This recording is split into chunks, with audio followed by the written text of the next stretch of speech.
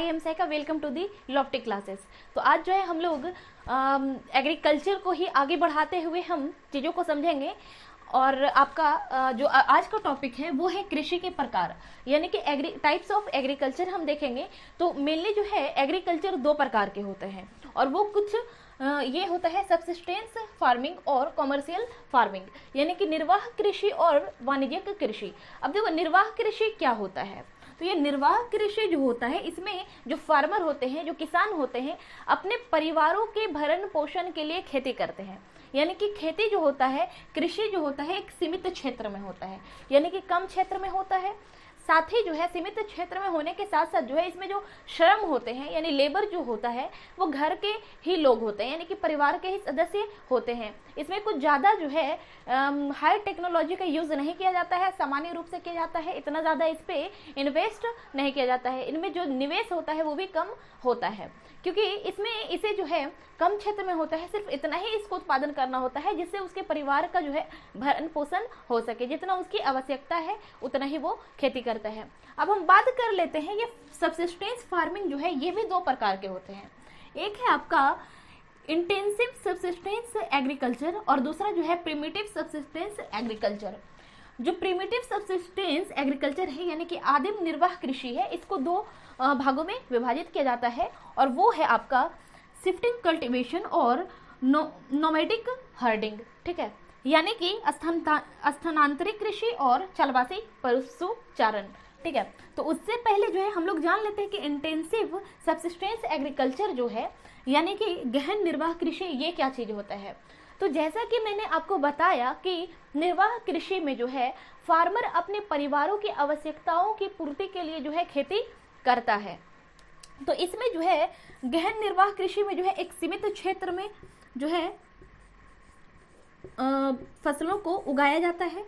फिर इसमें जो है परिवार के ही सदस्य काम करते हैं, और ये मेनली जो होता है टेम्परेचर हाई होता है, यानी कि कड़क धूप में भी लोग मेहनत करके इसमें काम करते हैं। ठीक है, उसके बाद हम बात कर लेते हैं प्रिमिटिव सब्सिस्टेंस एग्रीकल्चर का, यानी कि आदिम निर्वाह कृषि का। ये दो तरह का है, शिफ्टिंग कल्टीवेशन, स्थानांतरित कृषि।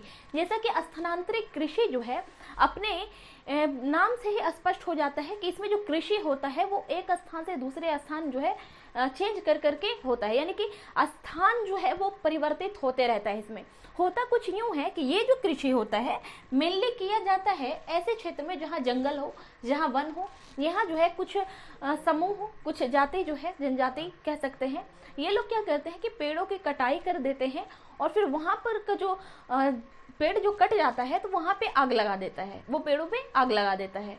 और फिर क्या हो जाता है कि वो जो आग लगाता है, जो राख बचती है उसको उसी सॉइल में मिला देता है। अब देखो यहाँ पर जो राख है वो यूज़ करता है खाद के रूप में।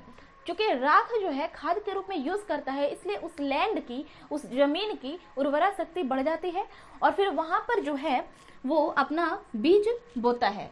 और फिर क्या होता है कि वहाँ पे बीज बोने से वहाँ की उर्वरता अधिक होने के कारण उत्पादन ठीक ठाक मात्रा में होता है। जैसे ही फसल उग जाता है और वो परिपक्व हो जाता है, उसकी कटाई हो जाती है, और वो फसल जब प्राप्त कर लेता है फिर वो स्थान वो छोड़ देता है, और फिर वो दूसरे जंगल की ओर बढ़ जाता है। फिर वैसे एरिया में जो है वो जा करके क्या करता है, सेम प्रोसेस करता है, फिर पेड़ पौधे काटता है और फिर वहाँ पर जला देता है, और फिर से राख प्राप्त करता है, फिर दूसरे अनाज की जो है वो बुआई करता है।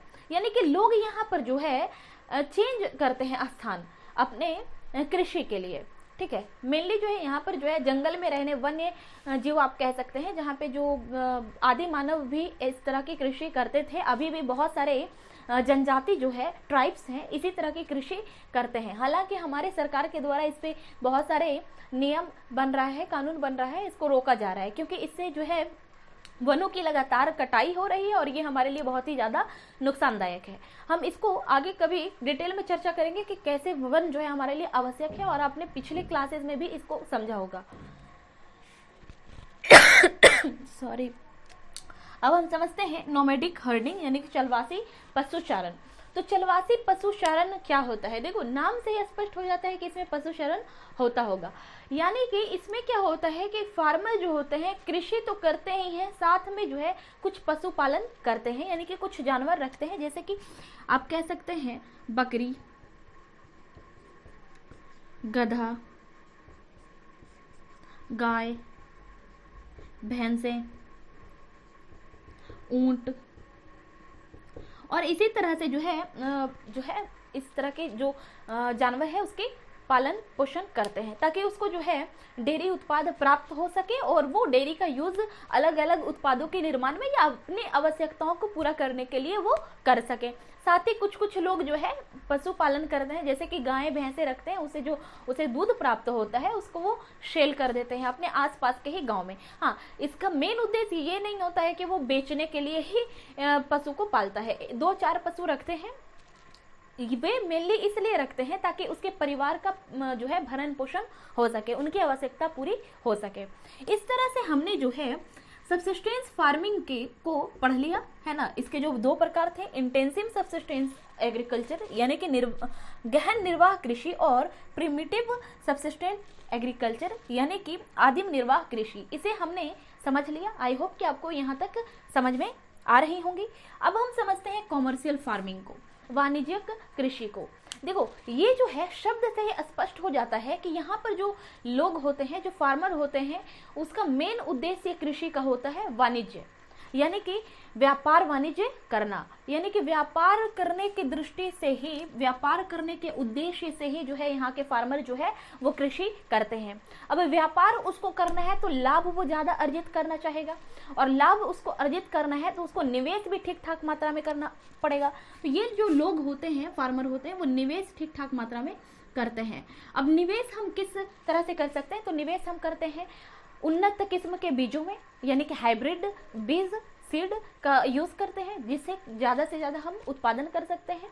दूसरा जो चीज़ होता है वो हम लोग जो है उर्वरक का यूज़ करते हैं, फर्टिलाइजर्स का यूज़ करते हैं, केमिकल्स फर्टिलाइजर का भी यूज़ करते हैं, ताकि जो है मिट्टी की उर्वरा शक्ति जो है वृद्धि हो और हम ज़्यादा से ज़्यादा फसल को, जितना हमने उसमें लगाया, निवेश किया, उससे ज़्यादा हमें प्राप्त हो। ठीक है। दूसरा बात जो है, इसमें बहुत सारे मशीनरी को भी यूज़ किया जाता है, मशीनों का यूज़ किया जाता है, ताकि, और ये जो है बहुत ही बड़े क्षेत्रों में किया जाता है, कई हेक्टर्स में किया जाता है। यहाँ तक कि अमेरिका वगैरह में जो है 250-300 हेक्टेयर, उससे भी ज़्यादा में कृषि किया जाता है। और यहाँ पर जो है इन दोनों में एक अंतर ये भी हो जाता है कि निर्वाह कृषि में एक टाइम पे जो है कई तरह के फसल उगा लेते हैं, जैसे कि एक साल में जो है 3 फसल उगा लेते हैं, चावल भी, गेहूं भी, मक्का भी या दाल भी उगा लेते हैं, 3-4 फसल वो उगा लेते हैं। ठीक है। लेकिन यहाँ जो है, चूंकि व्यापार के या वाणिज्य के जो है उद्देश्य से कृषि करते हैं, तो यहाँ पर एक ही प्रकार की कृषि जो है बहुत ही बड़े क्षेत्रों में लगाया जाता है। जैसे कि बहुत सारे उद्योग होता है, जैसे कि आप देख सकते हैं टमाटो केचप का कोई इंडस्ट्री है, उसे चाहिए टमाटो, ठीक है, तो टमाटो चाहिए तो वो बड़े क्षेत्र में जो है टमाटो को लगवाता है। ठीक है। उसका पर्पज़ ही होता है कि टमाटो केचप बनवाना है और उस इंडस्ट्री में जो है इस टमाटर को भेजना है, तो बड़े ही पैमाने पे वो जो है टमाटर की खेती करेगा। इसी तरीके से आप कह सकते हैं कि हम पोटैटो चिप्स को भी हम देख सकते हैं, और उसके उद्देश्य से यानी कि व्यापार के उद्देश्य से पोटैटो को वो उगाता है। इसके कारण बड़े क्षेत्र में जो है पोटैटो को उगाया जाता है और उन्नत किस्म के बीजों का यूज किया जाता है। साथ ही जो है इसमें जो है आपका बहुत सारे कम लोग रहते हैं, कम लोग इसका खेती करते हैं, और इसमें ज़्यादा मशीनरी का यूज़ होता है, ताकि कम टाइम में ज़्यादा से ज़्यादा अच्छा और अधिक से अधिक उत्पादन हो सके, क्योंकि इसका मेन जो फोकस है वो व्यापार वाणिज्य करना है, लाभ अर्जित करना है। तो अब बात कर लेते हैं इसके प्रकारों का। तो एक जो है वो है कॉमर्शियल ग्रेन फार्मिंग। ग्रेन मतलब अनाज होता है, तो अनाज से तात्पर्य ये है कि चावल, गेहूं, दाल, ये सब चीज़ें जो है इसमें उगाया जाता है, लेकिन इसका उद्देश्य होता है व्यापार करना, यानी कि व्यापार करना, मार्केट में उसे सेल करना और लाभ अर्जित करना। और इसमें भी जो लोग हैं बहुत ही उन्नत किस्म के जो है मशीनों का यूज़ करते हैं। ठीक है। और सिंचाई के लिए भी नलकूप नहीं बल्कि जो है उन्नत किस्म की जो चीज़ें हैं वो यूज़ करते हैं, मशीनरी का यूज़ करते हैं। दूसरा है आपका मिक्स्ड फार्मिंग, यानी कि मिश्रित कृषि। मिश्रित कृषि में जो है क्या करते हैं किसान कि फार्मिंग तो करते ही हैं, मतलब कृषि तो वो खेती तो करते ही हैं, साथ में जो है पशुपालन भी करते हैं। मतलब कि एक ये मान लो कोई एरिया है, इधर साइड पे जो है आपका क्रॉप्स लगा हुआ है, फसलें लगी हुई हैं, दूसरे साइड वो घास उगाता है, यानी कि आप कह सकते हैं चारा के लिए कुछ चीज़ें वो उगाता है, ठीक है। और वो चारों को भी सेल करता है मार्केट में, या तो फिर यहाँ पे पशुओं को भी रखा जाता है, पशु को रखा जाता है। और पशु को भी इसीलिए वो पालते हैं, ज़्यादा से ज़्यादा पशु पालते हैं, एक ही तरह के पशु। अगर कोई किसान जो है गायें पाल रहा है तो वो बहुत ज़्यादा मात्रा में गायें पालता है, बकरियां पाल रही हैं तो बहुत ज़्यादा बकरियां पाल रही हैं, और उसके कई सारे जो है अलग अलग प्रजाति के वो रखते हैं, ठीक है। फिर उससे जो है दुग्ध उत्पादन होता है, उसका भी वो सेल करते हैं और इंडस्ट्री में भेज देते हैं, जिसका कई सारे यूजेस होता है इंडस्ट्री में भेज के, जैसे कि मिठाइयों के निर्माण करने में होता है, दही बनाने में, मक्खन बनाने में, ये सब चीज़ों में इसका यूज होता है, और इसके पर्पज से जो है ये होता है। अब ये जो सबसे इम्पोर्टेंट इसमें जो है वाणिज्यिक कृषि में आ जाता है प्लांटेशन, यानी कि रोपण कृषि। ये क्या चीज़ हो जाता है, तो इसमें बहुत सारे बागान लगाया जाता है, आप कह सकते हैं बागानों में कृषि होती है, खेती होती है। किस तरह के क्रॉप्स इसमें लगाए जाते हैं, तो एक्चुअल में इसमें फ्रूट्स वगैरह लगाया जाता है, या तो फिर ऐसी चीज़ें जिसका यूज जो है बाजार में ही चाहिए, घर में इसका उतना ज़्यादा यूज नहीं है। जैसे कि लोग जो है रबड़ की खेती करते हैं, कोकोनट की खेती करते हैं, कोकोनट की खेती करते हैं, साथ ही जो चाय, कहवा, बनाना यानी केला, इन सब चीज़ों की ये खेती करते हैं। तो ये सब जो चीज़ें हैं इनकी खेती ये करते हैं, वही हो जाता है आपका रोपण कृषि, इसके अंतर्गत आ जाता है। इसका मेन उद्देश्य याद रखना, कॉमर्शियल फार्मिंग यानी कि वाणिज्यिक कृषि का मेन फोकस ही होता है व्यापार वाणिज्य करना, ठीक है। क्योंकि शब्द से ही स्पष्ट हो रहा है और आप जो है इसे आसानी से याद रख सकते हैं, ठीक है। आई होप कि आपको निर्वाह कृषि और वाणिज्यिक कृषि में अंतर स्पष्ट हो गया होगा। मैं फिर भी एक बार क्लियर कर देना चाहूँगी कि निर्वाह कृषि जो होता है, जिसमें किसान जो है अपने परिवार की आवश्यकताओं की पूर्ति के लिए जो है खेती करता है, कृषि करता है, जिसमें 2-4 पशु पाल लेते हैं, या तो फिर छोटी जगहों में कुछ मतलब आप कह सकते हैं हेक्टेयर में 1-1.5 हेक्टेयर या तो फिर उससे भी कम में जो है खेती करते हैं, जिससे उसके परिवार का जो है भरण पोषण हो सके या उसकी आवश्यकताओं की पूर्ति हो सके, ठीक है। दूसरा जो इम्पोर्टेंट बात आ जाता है कॉमर्शियल फार्मिंग में, इसका उद्देश्य जो किसान का होता है, इसमें जो किसान होते हैं वो बहुत ही रिच होते हैं, बहुत ही बड़े होते हैं, और ये जो होते हैं वाणिज्य, व्यापार वाणिज्य के उद्देश्य से जो है कृषि करते हैं। ये चीज़ याद रखना है आपको। बाकी जो है इसके प्रकार तो आपको समझ में आ ही गई होगी। फिर भी अगर आपको समझ में नहीं आता है तो कमेंट सेक्शन में कमेंट करके ज़रूर पूछें। अब हम बात कर लेते हैं कि कुछ प्रमुख फसलों के बारे में, ठीक है। जैसे कि हम बात कर लेंगे चावल, गेहूँ, मक्का, बाजरा, है ना, इस तरह की जो है फसल जो है उसके बारे में हम बात कर लेते हैं। तो देखो, मुख्य फसलें में सबसे पहले इम्पोर्टेंट बात आ जाता है चावल का।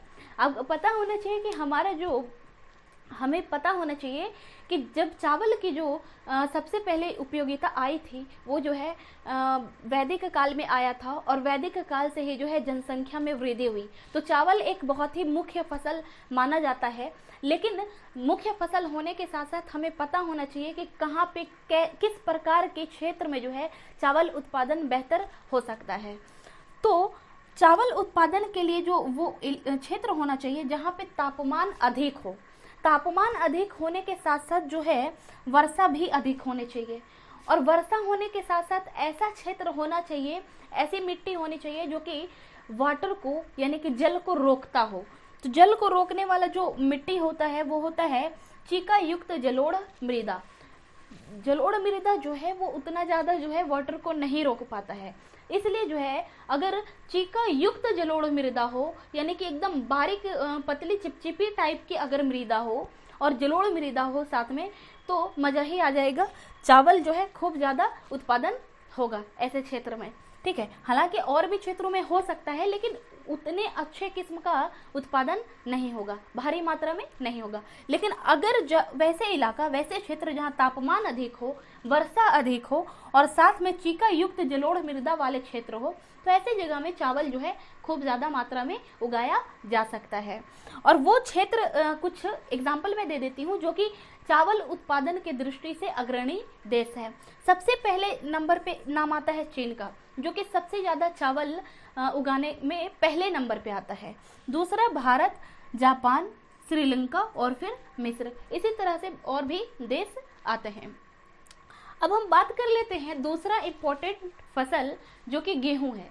ठीक है, गेहूं जो है मध्यम ताप एवं वर्षा वाले क्षेत्रों में होता है, यानी कि ज़्यादा तापमान की भी आवश्यकता नहीं होती है और ना ही ज़्यादा वर्षा की आवश्यकता होती है।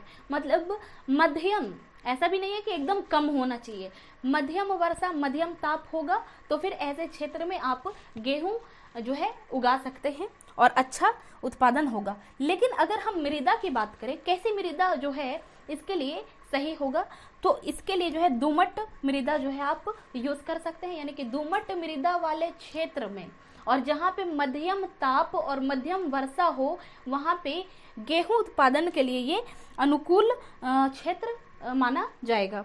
और इसमें जो है हम देख लेते हैं अग्रणी उत्पादक देश कौन सा है। तो सबसे पहले नंबर पे नाम आ जाता है यूएसए का, फिर कनाडा का, अर्जेंटीना, रूस, यूक्रेन और ऑस्ट्रेलिया, साथ ही भारत भी आ जाते हैं। ठीक है, अब हम बात कर लेते हैं अगला जो है वो है मिलेट। मिलेट जो है वो मोटा अनाज है। भारत में अगर हम बात करें तो कई सारे मोटे अनाज का उत्पादन होता है, जैसे कि बाजरा। ठीक है, तो मिलेट भी इसी तरह से है, मोटे अनाज इसको बोला जाता है। ठीक है, तो कम उपजाऊ एवं बलुई मृदा में होता है। मतलब कि अगर आपका मृदा जो है वो उतना ज़्यादा उर्वरक नहीं है, कम उपजाऊ है, इसमें उतना ज़्यादा उत्पादन नहीं होता है, आप कह सकते हैं मोटा मोटी की ज़मीन जो है थोड़ी बंजर हो गई है, और ये जो है बलुई इलाका है। जैसे कि आप भारत में देख सकते हैं रेगिस्तान, गुजरात के कुछ इलाका और हरियाणा के कुछ क्षेत्र जो है इसके लिए अनुकूल स्थिति पैदा करता है। यहाँ पर अच्छे खासे मात्रा में आप मिलेट को उपजा सकते हैं। दूसरा बात जो है, इसमें कम वर्षा एवं उच्च ताप होना चाहिए। ठीक है, उतना ज़्यादा वर्षा की इसको आवश्यकता नहीं होती है।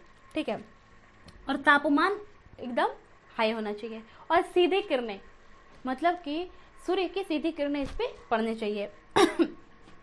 अगर हम बात करें कि इसके अग्रणी देश कौन से हैं उत्पादन में, तो पहला आ जाएगा नाइजीरिया, फिर चीन, फिर नाइजर।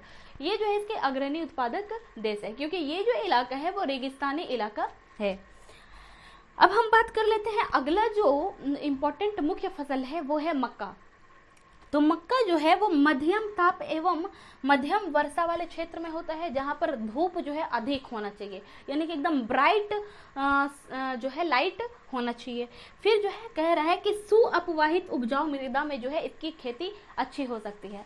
मतलब कि वैसे क्षेत्र जहाँ पर पानी रुकता नहीं हो, बल्कि वो जो है अपवाह होता हो, यानी कि वो बहती हुई पानी होना चाहिए। ढलाव क्षेत्र में इसका काफ़ी अच्छा हो सकता है, लेकिन बहुत ज़्यादा ढलाव नहीं।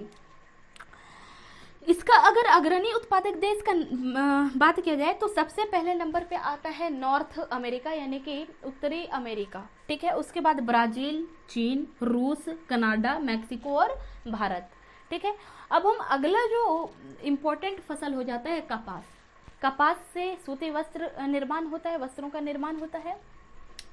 तो इसका उत्पादन के लिए जो है तापमान अधिक होने चाहिए, साथ ही जो है हल्की वर्षा होनी चाहिए और मिट्टी जो है काली और जलोढ़ मृदा हो तो बहुत अच्छा होता है। सॉरी, कपास जो है सबसे ज़्यादा जो है अग्रणी उत्पादक देश का अगर हम नाम लें तो चीन जो है सबसे ज़्यादा कपास उत्पादक देश के नाम में पहले स्थान पर आता है। उसके बाद भारत और फिर यूएसए, इसी तरह से और भी कुछ कंट्री आ जाएंगे। अब हम बात कर लेते हैं पटसन का। पटसन शायद आपने पहली बार नाम सुना होगा कुछ स्टूडेंट ने, लेकिन बहुत सारे लोगों ने सुना भी होगा। एक्चुअली में इसे कहा जाता है सुनहरा रेशा।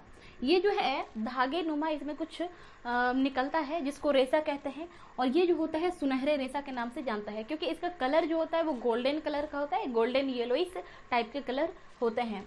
ठीक है। और ये जो है जलोढ़ मृदा में इसकी उत्पादकता ठीक ठाक हो सकती है, अच्छे खासी मात्रा में हो सकती है। और उच्च तापमान होना चाहिए और वर्षा भी जो है ज़्यादा होनी चाहिए। ऐसे क्षेत्र में जो है पटसन ठीक उगाया जा सकता है। और आर्द्र जलवायु होनी चाहिए, मतलब कि मोस्ट ऑफ टाइम जो है आप कह सकते हैं कि बादल वाले जहाँ घिरा होता हो, जहाँ पर जो है आर्द्रता जो है वायुमंडल की काफ़ी हाई होती हो, ठीक है।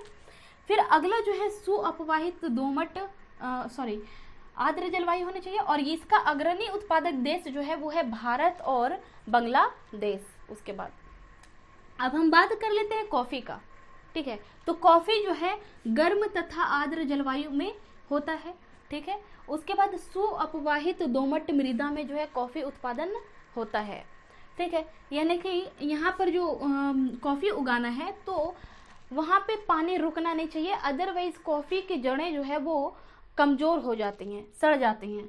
और दोमट मृदा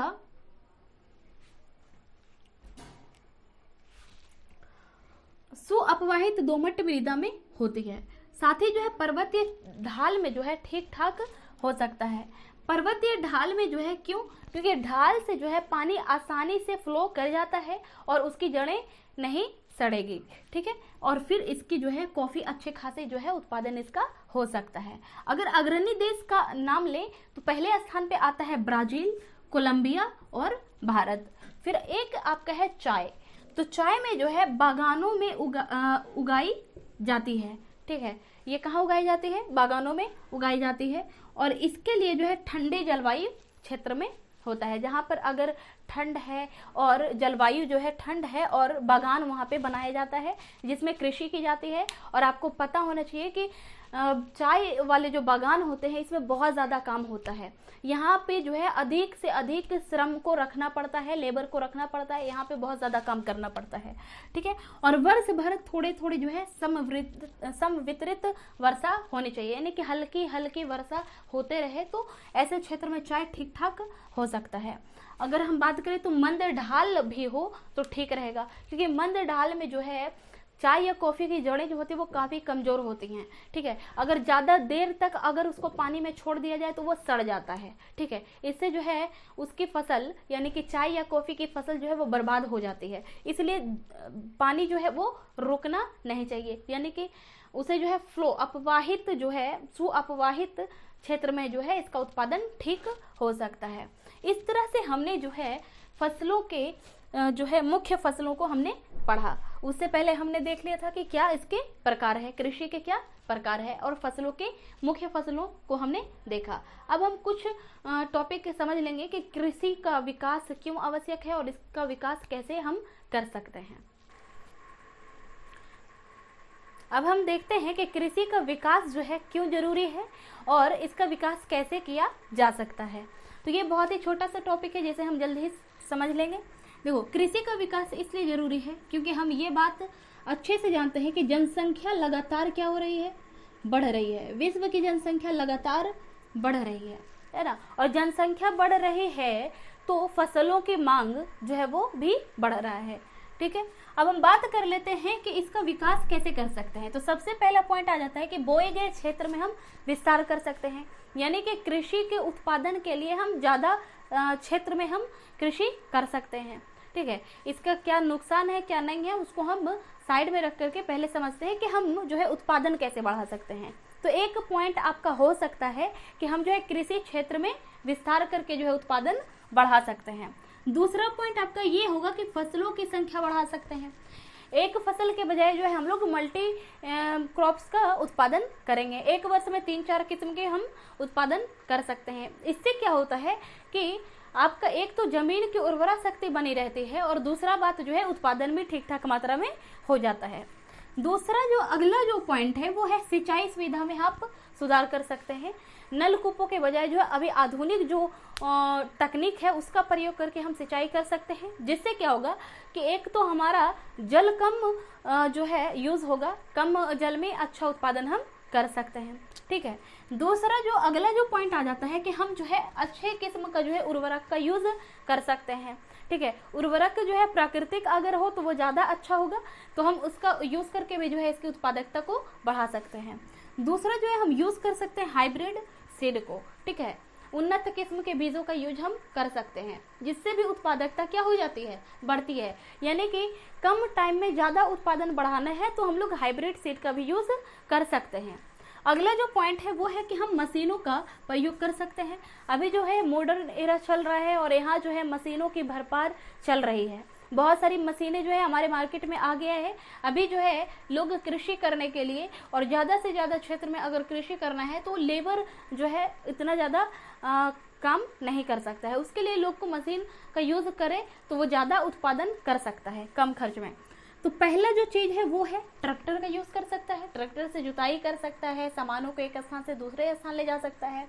दूसरा चीज़ है बीज बोने की भी मशीनें आती हैं, उससे जो है बीज बो सकता है। दूसरा एक और होता है समतलक, यानी कि बीज बोने के बाद जो है जो खेत है या तो फिर जो फील्ड है उसको क्या करना पड़ता है, प्लेन करना पड़ता है। तो एक मशीन आता है, इसका नाम हम समतलक कहते हैं जिसको, ठीक है, तो उसका यूज़ कर सकते हैं। अगला जो है वो है संयुक्त हार्वेस्टर थ्रेसर, यानी कि जब फसल का उत्पादन हो जाता है तो उसकी कटाई के लिए जो है हमें हार्वेस्टर की ज़रूरत होती है, और उसके बाद जो है उसको फसल को अलग करना है, उसके जो पौधे हैं उससे वो कर लेते हैं। उसके बाद जो है थ्रेसर की ज़रूरत पड़ती है, यानी कि सब जो है अलग हो जाता है, यानी जैसे गेहूं को एकदम अलग करके फ्रेश गेहूं लेता है और एक तरफ जो है उसके भूसे प्राप्त होते हैं। इस तरह से जो है हमने कृषि के विकास को समझ लिया, और आई होप कि आपको ये टॉपिक समझ में आ गया होगा। और अगर आप चैनल पे न्यू है तो चैनल को जरूर सब्सक्राइब करें और बेल आइकन को ऑल पे कर दें, ताकि हमारे चैनल के द्वारा अपलोड किए गए वीडियो का नोटिफिकेशन अब तक पहुंच पाए। Thank you, thanks for watching me.